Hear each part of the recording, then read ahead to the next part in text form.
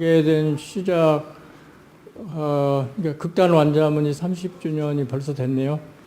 첫 발을 내딛는 게 한 40년 전인데, 극단 완자문이 30주년 기념 공연으로 은하수를 아시나요를 선택하게 된 동기는 이제 저희들 첫 20대에 시작한 연극 경험이 학교에서 이루어졌는데, 그때 40년 전의 약속을 이제야 이루게 된 어떤 약속, 또 하나의 약속을 실현하게 된 겁니다. 오래된 동료, 오래된 선배, 오래된 선생, 오래된 친구들이 만나서 이제야 훌쩍 한 30년 후에, 40년 후에 시작하게 된 작품은 그렇게 시작하게 된 겁니다. 그리고 뭐 극단으로서야 뭐 맨날 하는 일이죠. 특별할 일은 없는데 30주년이라고 해서 그동안에 했던 일을 계속 하고 있는 거죠.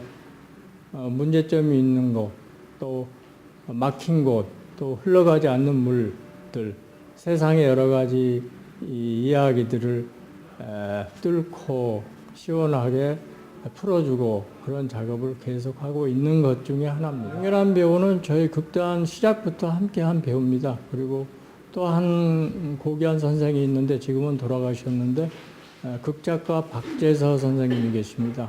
그리고 이번에 연출한 장재훈 선배는 학교 때 함께 했던 저희들한테 여러 가지를 가르쳐준 시작 지점에 있는 저희들의 멘토죠. 그래서 명견한 배우는 극단 시작과 함께 했던 배우고 연출은 저희들의 멘토고, 그런 의미에서 다시 뭉쳤다, 뭐 그렇게 봐주시면 될 것 같습니다. 그런 거요. 뭐 어려운 거는 없는데 이제 일반 관객들이 오시면 더 쉽게 볼 겁니다. 뭐 어쨌든 기득권에 관한 끊임없는 계란 던지기이고, 그다음에 사실은 정상이라고 하는 게 비정상이고, 비정상이라고 매도하는 게 여러분들이 그렇게 쉽게 매도할 수 있느냐에는 끊임없는 질문이고 서로의 토론이고 투쟁이고 뭐 그런 의미겠죠. 그래서 아마 어떤 면에서는 쉬운데 쉽지 않을 수 있고, 관객들이 이제 와서 아마 나머지 반을 만들어 주시겠죠. 우리 심우성 선생님이 계시는데요. 그분이 니네는 우리 전통 문양처럼 끊임없이 전통을 잊어버리지 말고 끝까지 초심을 잃어버리지 말고 끝까지 좋은 정신으로, 연극 정신으로 우리를 잊어버리지 말라 그러면서 지어주신 이름입니다. 많은 지도를 해주시고 처음부터 지켜봐 주시고, 지금도 지난해에도 오시고 지금도 건강만 조금 괜찮으시면 계속 오실 겁니다. 이번 공연도 찾아오실 겁니다. 물론 힘든 거야 저희들이 항상 생각하고 있는 거지만은, 가장 힘든 거는 말로만 문화 융성, 그리고 말로만 문화 이러는데 더 저희들이 생각하기 힘들고, 그다음에 관객들이 와서 관객들의 박수, 그다음에 관객들이 함께 해주는 게 가장 힘이 되고, 관객들이 이해해 주는 게 가장 힘이 되는 거고, 그다음에 저희들이 하고자 하는 여러 가지 방향을 꾸준하게 할 수 있게 해주면 가장 힘이 돼요. 예를 들면은 저희들이 어쨌든 정체성의 문제를 가장 크게 다루고 있는데, 잃어버린 우리의 자아를 찾는 시리즈, 집 나간 소를 찾는 소를 찾아서 우리의 본연의 모습을 찾아가는 정체성을 하는 심두 시리즈가 있고요. 그 다음에 분단으로 나머지 반쪽 정신이 말도 못하고 어떻게 보면은 묻어야 하는 그런 월북 작가 시리즈를 하고 있습니다. 그래서 잃어버린 반쪽 정신을 찾아서 공연을 하는 월북 작가 시리즈를 하고 있는데 그런 그 정체성의 문제를 계속 찾아가 볼 생각입니다. 저희들이 전에는 기초과학처럼 기초예술이라고 그래서 김대중 대통령 때부터 아마 지원이 시작된 것 같아요. 그래서 지원에 힘을 입어서 했는데 지원의 방향이 조금씩 왜곡되면서 예를 들면은 국립극단도 해체할 게 아니라 잘못된 점을 보완하고 그다음에 또 국립극단이 하나가 아니라 여러 군데에서 국립극단이 많을수록 좋은데 국립극단은 하나여야 된다는 생각 아니면은 무슨 철밥통이라는 그 문제점만 가지고 해체를 시켜버려서 그다음에 많은 인재들이 조금 안정된 생활을 하면서 자체적으로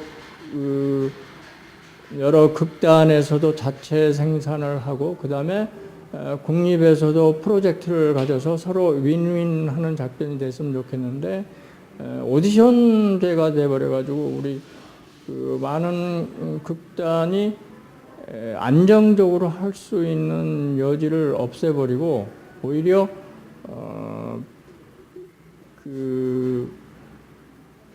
안정성 있게 작업을 하지 못하고 이렇게 분화비처럼 여기저기 쫓아다니는 형상이 됐어요. 그래서 조금 더 안정된 작업을 할 수 있게 지원책, 극단에서 할 수 있는 지원책, 좀 흔들리지 않는 지원책이 필요하다. 뭐 그런 생각을 하고 있습니다.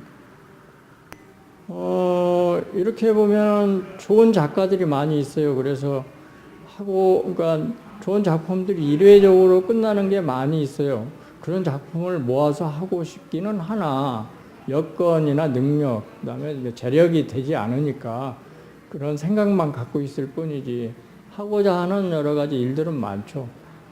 그리고 가장 이제 크게 하고 싶은 거는 어떤 그 체계적인 교육, 현장 교육, 그러니까 가장 중요한 기초 교육들이 부족한데 그냥 현장 여기저기 불려다니면서 소모적으로 배우들이 쓰이는 게 아닌가 하는 생각이 들어서 그런 의논들을 주변 들어가 하고 있습니다. 그러니까 예를 들면은 어쨌든 대학의 문제도 많고 한예종 한국예술종합학교의 출발은 그렇지 않은데 지금은 좀 문제가 있고 뭐 그런 점에서 정말로 필요한 현장의 교육이나 현장의 훈련이나 이런 것들을 처음에는 좋은 생각으로 했으나 점점 그런 기관들이 만들어지면 나중에는 왜곡된다.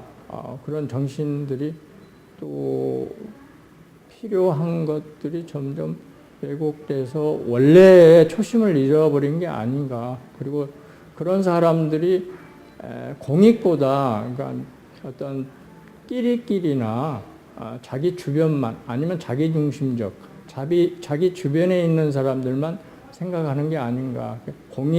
공익이고 이거는 나라 돈을 쓰는 건데 그러면은 방향이 달라지는 게 아닌가 하는 책임이 없는 사람들이 아닌가 하는 생각도 해요. 국립극단장은 누구나 할 수 있죠. 능력이 있으면. 근데 지금의 문제는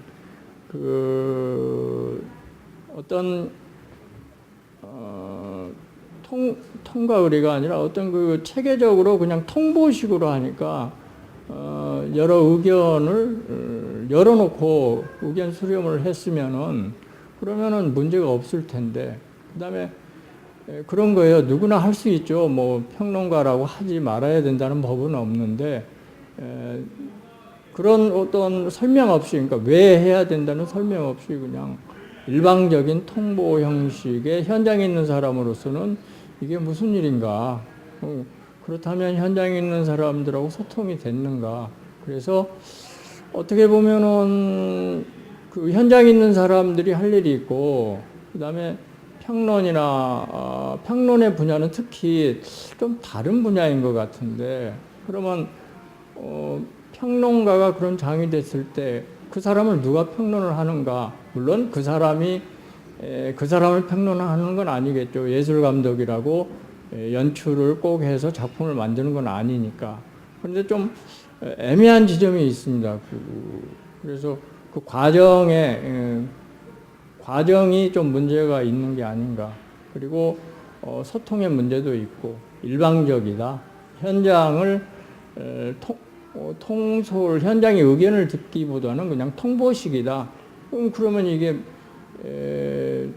열린 정책이 아니고 오히려 통보식의 정책이면은 앞으로 가야 할 일이 뒤로 퇴보하는 게 아닌가. 뭐 그런 답답한 심정이죠. 그 명견한 배우야 이제 한때는 명견함이 나온 영화와 나오지 않는 영화로 갈릴 정도로 열심히 일을 하다가 어쨌든 어떤 그 역사적인 부름인지 뭔지 이제 노무현 대통령을 탄생시킨 장본인이 됐죠. 문성군 배우하고 두 분이. 그런데 오해를 너무 많이 받는 것 같아요. 괜히 욕을 너무 많이 먹고.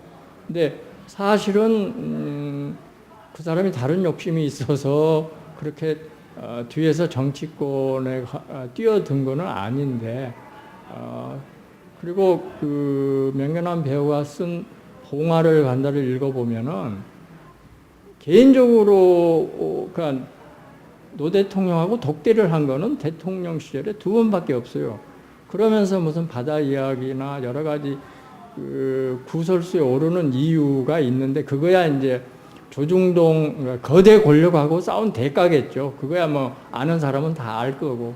그래서 그렇게 힘든 시간을 보내다가 그래도 자기가 해야 될 일은 물론 어떤 정신, 그 노무현 대통령의 정신이라든가 아니면 우리 전통에 대한 정신, 아니면 연극에 대한 정신, 문화에 대한 그런 것들에 대한 생각을 여러 가지로 하면서 일반인들하고 만나는 건 관객하고 만나면서 자기가 해야 될 무대에서 만나면서 일반 관객들을 만나야 되겠구나. 무대에 서서 그런 생각을 하고 그 다음에 그렇게 해서 또 다른 문화와 예술로서 만나야 되겠구나 하는 생각을 갖고 다시 돌아온 겁니다. 그리고 이만한 배우가 드물고 정확한 발성과 정확한 표현이 드문 배우고 그거는 와서 보시면 알 겁니다. 그 다음에